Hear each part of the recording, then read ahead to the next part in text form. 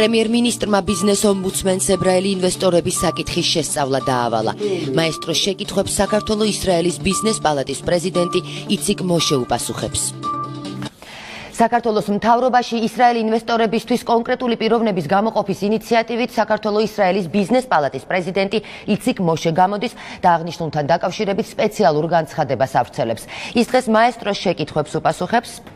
ბატონო იციკ, ძალიან დიდი მადლობა იმისათვის, რომ ხართ მაესტროს სტუმარი.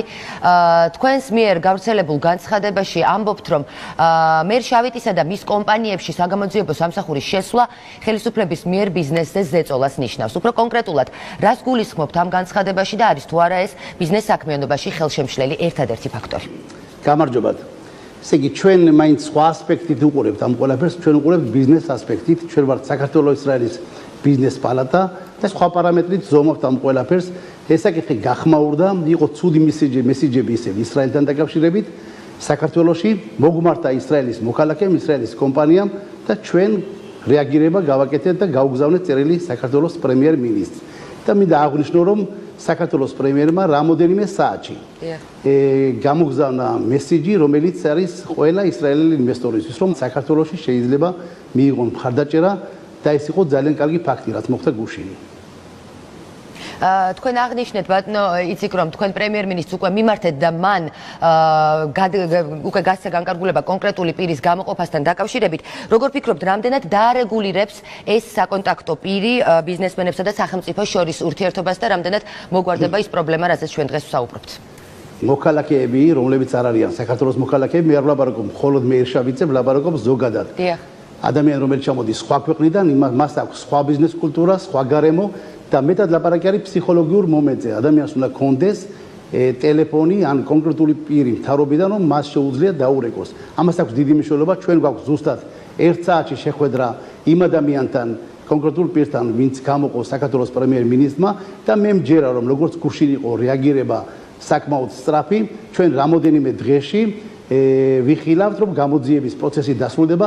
მე მჯერა, რომ გამოძიებას სჭირდება დიდი დრო, მაგრამ როდესაც ლაპარაკი არის 5 თვეზე, უნდა ვიცოდეთ, რომ ამას აქვს თავისი ცუდი შედეგები. თუ ჩვენ ვლაპარაკობთ ბიზნესზე და ჩვენთვის მნიშვნელოვანია, რომ საქართველოს ისრაელის ბიზნეს ურთიერთობები ხანგრძლივი პროცესი არის ძალიან ცუდი შედეგი და ცუდად მოქმედებს ბიზნესზე. თქვენ წარმოვიდგინეთ სხვა შემთხვევა, როდესაც გამოძიების პროცესი მიმდინარეობს 3 თვე და წინა ვიზის სავიზო რეჟიმის გამო კიდევ 3 თვე მოქალაქე უნდა გავიდეს ქვეყნიდან, ასეთ სიტუაციას, ასეთ ფორმატ შეუძლია ბიზნესი საერთოდ მოსპოს და ამიტომ მართალია, რომ კანონი არის ყველასთვის თანაბარი, უნდა გამოიძიონ ბოლომდე, თუ დამლაშავი არის ინვესტორი, მან უნდა გადაეხადოს ჯარიმები, მაგრამ ყველაფერი უნდა გავაკეთოთ ერთად, ვინაიდან ეს არის ერთი ინტერესი. მე არა ვარ მხარე ამ საკითხში, მე და საქართველოს მთავრობა ისევ ისრაელის საბაჟო პალატასთან ერთად ყველაფერი გავაკეთეთ, რომ ისრაელიდან ჩამოსულიყვნენ ინვესტორები.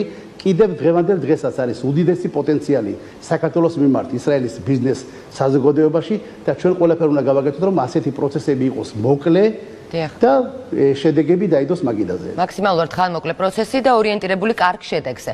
ბატონო იციკ, ამ ყველაფრის ფონზე ზოგადად რომ ვისაუბროთ, რა მდგომარეობაა დღეს საქართველოში საინვესტიციო გარემოს კუთხით თქვენი აზრით? საერთოდ დღევანდელ დღეს შემიძლია თქვა, რომ მსოფლიოში არის ძალიან ცუდი გარემო და როდესაც ლაპარაკი არის პირად ინვესტიციებზე, პირად თანხებზე, ეს არის ძალიან დიდი დეფიციტი არა მარტო საქართველოში, არამედ მსოფლიოში. თუ ჩვენ ვილაპარაკებთ შედეგებზე, მე მინდა კიდევ დღესაც აღვნიშნო, რომ აღმოსავლეთ ევროპაში საქართველოს შეიძლება დღესაც ლიდერობდეს მიუხედავად გარდამავალი პერიოდისა და ამიტომ ჩვენ ყველაფერი უნდა გავაკეთოთ, რომ ხელი შეუწყოთ ამ ყველაფერს. უნდა იცოდეთ, რომ ყოველი ჩავარდნილი და არაკმაყოფილი ბიზნესმენი ძალიან ცუდად მოქმედებს იმ ბიზნესმენებზე, ვინც საქართველოში არის და იმ ბიზნესმენებზე, ვინც უნდა შემოვიდეს ისრაელიდან საქართველოში. მე მინდა გითხრათ, რომ ასეთი ჩვენ პრაქტიკა ჰქონდა თბილისის მერიასთან, თბილისის მერმა გამოყო კონკრეტული პირი და ამან გაადვილა კავშირები თბილისის მერიასთან.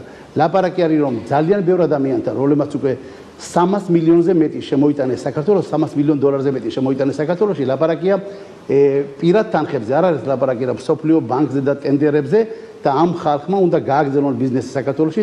ჩვენ ყველაფერი უნდა გავაკეთოთ მთავრობასთან ერთად, რომ უთხრათ და გაუგზავნოთ მესეჯი ისრაელის ინვესტორებს, რომ საქართველოს კვლავ უნდა იყოს ისეთი ადგილი, რომ სადაც ისრაელის ინვესტორი თავს კომფორტულად გრძნობს და ამიტომ ლაპარაკი არ არის რომ უნდა გავუადვილოთ ან თუ იქნება ჯარიმა არ გადაიხადოს ჯარიმა. მე მინდა რომ ყოველმა ბიზნესმენმა, ისრაელელმა, ქართველმა თუ დააშავა რაიმე კანონის მიმართ უნდა გადაიხადოს ჯარიმა. მაგრამ თუ შეიძლება რომ ჩვენი კავშირები, ჩვენი ქმედებებით გავუადვილოთ მათ პროცესები, მხარი დაუჭიროთ, მეტად ფსიქოლოგიურად, რომ 5 თვე არ გაგრძელდეს გამოძიების პროცესი, ამას აქვს უდიდესი მნიშვნელობა. გასაგებია. ძალიან დიდი მადლობა ბატონო იციქ, მე მაყურებელს შევახსენებ მაესტროს შეკითხვებს საქართველოს ისრაელის ბიზნეს პალატის პრეზიდენტი იციქ მოშე პასუხობთ.